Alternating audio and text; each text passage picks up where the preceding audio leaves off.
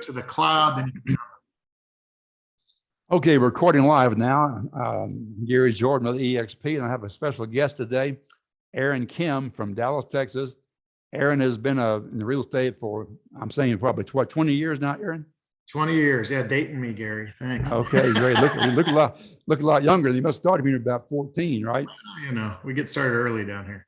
Exactly. Well, Aaron has a great story to tell about his background in real estate and how that he got from where he was to where he is right now. So Aaron, tell us a little bit about your original start of why you got into real estate to begin with. Sure. Yeah. So I actually was a school teacher, got my degree in actually art and education, and I wanted to be a coach, so started teaching in Illinois and then moved my way to Texas in 99. In 2000, I was looking to buy my first house, and I was already getting burnout in the coaching and teaching aspect. You're working 60, 70 hour weeks and getting paid very little. And I think it's pretty much the same nowadays. But then I went to go buy a house. I was the perfect client. I walked into a real estate office, which I know is rare. I got pre-approved on the spot. I went and looked at a few homes that the agent had given me, and within 4 hours, I was under contract. And I was like, she just made more in 4 hours than I'll make all month.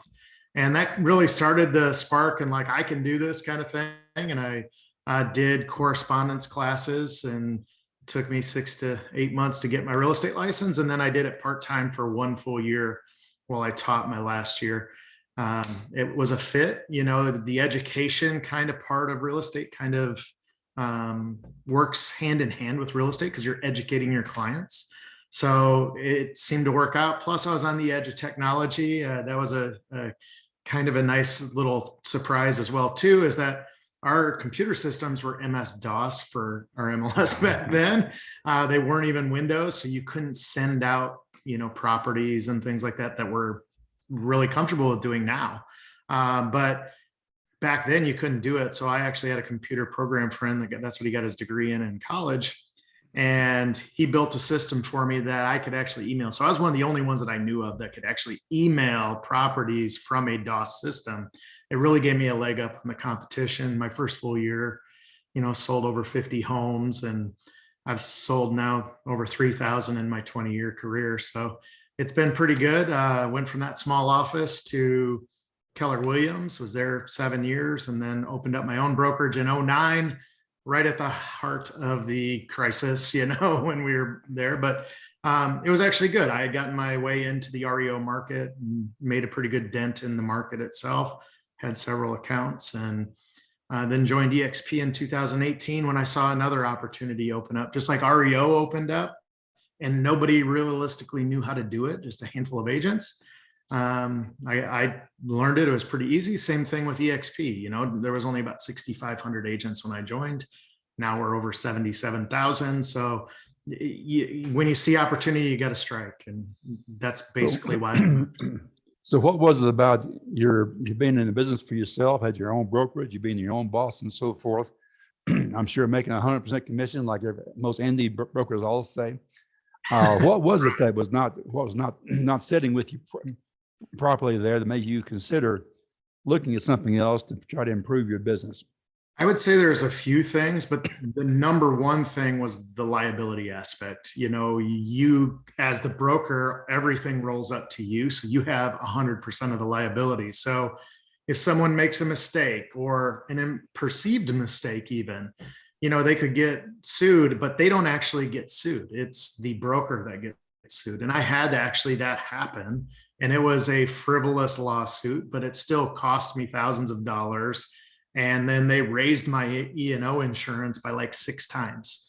So it was a big financial hit that I had to take, all for saying I'm the broker, and that's one of the things, the kind of joke around is ask any broker, if they're any richer or if they are actually broker from being a real estate broker. And it's usually the latter, because the things you don't think of, you got to get space, you've got to get, all the utilities that go along with that. You've got to have it staffed.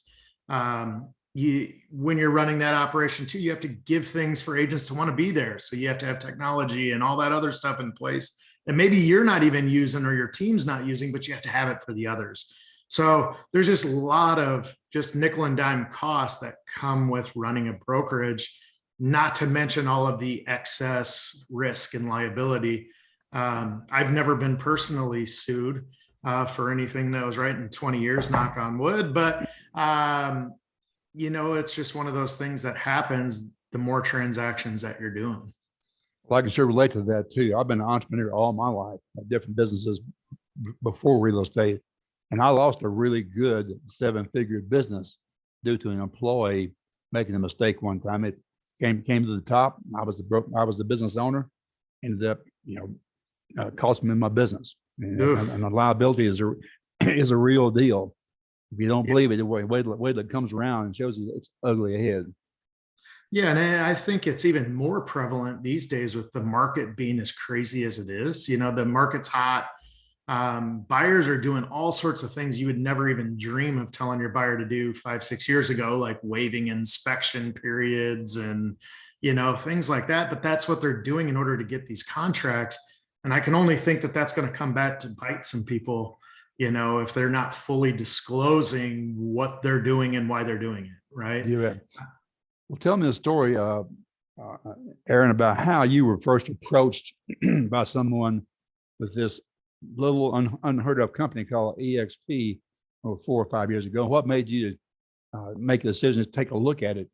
Yeah, it's my friend Jeff out of Colorado Springs. He actually gave me a phone call and, said he had something he wanted me to look at, and like I said, I'm always looking for the next thing, not necessarily the silver bullet, so to speak, but I always keep my eyes open for opportunities when they come around. If they can enhance my business or make it grow, I'm going to at least give it 30 minutes to an hour to look. That's only financially savvy people do that, right? So he called me. I watched, I think it was a 35 minute webinar, and it immediately had me hooked because it talked about two things that I didn't have and couldn't create in my business the way it was currently structured as a real estate brokerage. And the first one was stock compensation. That was the main one for me. I looked at it, I'm like, I get awarded stocks from this company the first time I sell a house. If I cap, which I knew I would cap, if I icon, I get all of my, $16,000 cap back if I do a few things for the company. I knew I would do that, so it was one of those things I know I'm going to get all the money I invest into EXP back in the form of stock, therefore building me a retirement, right? So that's always been a big thing for me. As the older I get, I'm like, I have no retirement besides houses that you buy or what have you. And everyone says, oh, I'll just put my 5% of stock in the stock market every commission I get. And I'm like, no, you don't, because you reinvest it back into your business to try to create more business. Or when there's a lull in the winter time, you're spending some of that money to make it up. Well, I don't even have to think about that. It just happens. And, from that happening, it'll be 4 years, actually, April 1st, Gary. So kind of an anniversary, so to speak. We'll have about 17,000 shares of stock in that 4-year period of time, which is a pretty good sum of money. That's there for my retirement when it happens. That was the very first thing. The second thing that really enticed me was you can tell other folks about it that you're working with as, your agents, but also agents across the country, just like Jeff had called me. I could call any of my friends across country and offer the same thing. That's the one thing that's nice. I'd been with other companies where they're like, oh, I'll give you 70% of a split and I'll give you 85%. Well, you do the most in the office. I'll give you 90. And you had all these sweetheart deals going around, but if you're not the sweetheart, you're not getting the deal, So the one thing I really liked about EXP is no matter who you were, what you were, it's all the same commission split, 80-20. And I tried to calculate it out based on the model, based on what we were doing. And it just made sense numbers wise. And it was funny. I didn't realize this would happen, but my first year in, I had my commission split was 188%, which pretty good. Yeah, which is weird because I was earning so-called 100% as a broker.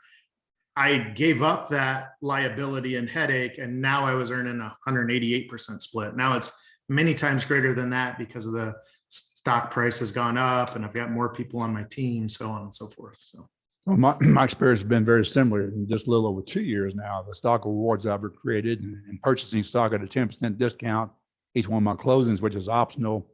My stock, I haven't got as much stock as you have, but I'm chasing you. Yeah. But it has made me just by my stock awards with the appreciation of stock, which is not always guaranteed, but I've been way over 100%. Right. Net to my family as far as real estate sales. And I came from a 9-to-5 split that I was very proud of back when I was with Remax. Right. I was oblivious to the fact that 6% came off the top before the 9-to-5 even began, but still that sounded like more than 80-20. Right. So I had to do some number crunching to begin with, make this work, because I didn't make a quick decision to leave Remax, which I was very happy with. A great experience there. But my real life experience has been getting over 100% is better than getting 95 or 90% when it's all said and done. And it's been a game changer for doing the same thing I was doing before. Exactly. Yeah. Nothing has really changed in my business. I still have a team and it's small. We still sell a lot of transactions. I still am a transactional agent, and helping buyers and sellers. But this other thing comes into play that I don't even have to work any extra for, which is the stock comp, which is excellent. And what about collaboration? I hear a lot of people worry about this being in the cloud thing, not having somebody in person to be with and shake their hand, see the white of their eyes and smell the perfume and so forth. How's the collaboration and support been for you and your organization? Yeah, I could put it this way. Like, I only know what I knew from before. I was my own broker, right? So everybody came to me with all their questions. Before that, I was with Keller Williams. And I know when I was there, the team leader, we were in a big office. If you had an issue, you had to go write your name on the whiteboard, and the date that you wrote it there. You may get a call back, 24 hours later or a day later, 2 days later, whatever. You didn't know when that call was coming back. Right. I know right now I can go into our cloud and talk to a broker within 5 or 10 minutes. It's actually better. I've been out of my house since I moved to EXP, and we've actually sold more real estate since I moved to my house than when I had a 2,000 square foot office building. So sometimes that's a distraction. You're there at people want to talk about, who won the last, basketball game or whatever. And it's not always business being done. Yeah. And that it's good from being in face-to-face or what have you, and creating some camaraderie with other agents, but it really doesn't help you sell more business or sell more real estate. Also, the educational piece of it, I can log in at any time and go and say, hey, I want to hone up on luxury. I got a luxury listing coming up or appointment. I can go consume as much luxury, training as I want from our cloud that have happened in the past, or if there's one going on presently, I can tap right into it. So I know there's over 100 hours of training every week in the cloud system. You couldn't actually attend all the training, but you can go pick and choose because it's all recorded, which is awesome. So like when we're bringing on a new agent, that's part of the process. Go in and learn these things, state contracts, so on and so forth. And those are done by our team brokers or brokers in our state. So it actually, yes, the collaboration as far as face-to-face isn't there, but the collaboration is actually greater because you can do things like this through Zoom. We met at a conference, I know, a year or so ago, and, you can coordinate through things like this, but you can also go right into the cloud and meet people there as well too, and also consume your education there too. That's where most people are going anyways to do that. I can't imagine getting up, getting ready, an hour before a class starts to get there to the class, sitting in the class for an hour, and then it's over. And now what? I can consume it for 20 minutes. I go to an appointment or take a phone call. Actually, the class itself, that hour class, was an interruption. The way I consume it now is not. Exactly. My experience being a business owner too, and trying to be as efficient as possible, talking about just training by itself. Not only we have just training, we have world-class training, but the time efficiency, like you were saying, in the past, the old-fashioned model of going to the office for training by a local good producer, you're going to spend an hour at home getting ready to go to the office and traveling to the office. You're going to spend an hour at the office saying your hellos and so forth and attending the training live in person. Then you're going to spend another hour wrapping things up at the office, and then getting back to your home office or wherever. So you spent 3 hours of time getting probably 45 minutes of training. Whereas in being efficient, take those same 3 hours, take the extra two hours you have now, and you could be making 20 or 30 phone calls Absolutely. or having a listing appointment and really maximizing your time. So I get it now. It really is a real efficient system that is better than the old fashioned way. Yeah, and for the producers out there, those that sell a lot of real estate with their company, they're usually the one that are leaned on to do the training, right? So they're not really getting anything. They're giving back to their office or what have you, which is great. You should do that. But they're really not garnering anything from that. And typically, if they're the top producer at their office, who do they lean on to get more, training or education so they can even produce more or become more efficient or have their balance sheet actually net them more money? The only way they're going to do that is actually go and spend money and hire an outside coach. It's pretty awesome when I'm in a company where, I can go and learn from somebody that's selling 2,000 homes a year in Florida, like Veronica Figueroa is, and she's out there training, and I can go tap into her and learn from her. I can reach out to her and talk to her and ask her to help me with the models that we're set up with.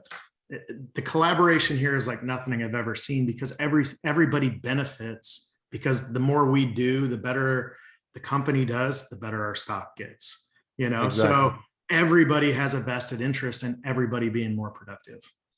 So Aaron, as an independent broker formally, what would you say to the reluctant independent broker about looking at or not looking at this EXP business model? Realistically, go in with an open mind is first and foremost. Most have their ego in the way. And, I've been guilty of that too, where, oh, I'm number one or whatever. And, I'm this independent broker or what have you. Or I've got 30 agents that are all paying me a little bit of everything that they do. But when you actually calculate out the numbers don't jive with, 30 people paying you. You have to support that. So if you actually take a look at the numbers, and most brokerages, especially small brokerages, the broker is still in production. They have to be or they can't make it. Right. So if you're still in production, I guarantee if you remove your production out of that brokerage, you're losing money. Right. I know it was that way for me, and we were selling $45 million in real estate. And if I removed my production out, I would go bankrupt. So that's the case for most brokerages. So if they actually put pen to paper, they can see that if they flip that into more of a team model within EXP's model, the way it's set up, and their ability to earn in multiple different ways, they'll actually come out way ahead. Now, what is your business called now, Aaron? We're still the exact same thing. So we were Kinn Real Estate when I was on my own. We have a law here in Texas where you can't be such and such real estate if you're a team under a brokerage. Just simply, they don't want people to confuse you with being your own brokerage if you are not. So we just went from Kinn Real Estate to the Kinn team, kept all the same colors, same branding, same everything. We just slapped an EXP logo on it. And now we're the Kinn team instead of Kinn Real Estate. But I was the Kinn team before I opened Kinn Real Estate. So it's really not that big of a change or anything. I use analogy too, that you can keep the same name, whether you have a team now, whether you have a brokerage, and you don't really have to consider yourself working for EXP. You're working with EXP and utilizing all the resources EXP has to help you and your business grow and expand to make a better livelihood for your family. Does that make sense? Yeah, I still actually have the exact same structure, autonomy, everything that I had when I was my own broker. I just don't have all the liability now. Everything is the exact same. My splits are the same. Everything's the same. I just have more to offer my buyer's agents with forms of stock, rev share, things like that. And I have less of the overhead and headaches and whatnot that you have when you're your own broker. So everything is realistically the same, but 100 times better. Now, to the independent producer out there, just the associate broker looking for a better deal to make more sales, what would be your words of wisdom to that person? Training and technology, right? So something that EXP is founded on is let's help the producer produce more. You know, the independent producer, let's help them produce more, train them up, get them more qualified at what they're doing. The second thing is, you know, let's help them eventually move into a leadership role, as far as either being a team leader or like the modern team, if you want to go out and create rev share. The big thing is plugging in and then utilizing the technology to help assist you. And it's all leverage, you know, so do you want to create leverage with technology or through people or both? But you need to create leverage in your business or you're going to burn out of this business, because it's a very demanding industry if you don't produce some sort of leverage in there and set some kind of boundaries for what you're willing to do and not willing to do. And then also what you're willing to do as a team leader and not willing to do.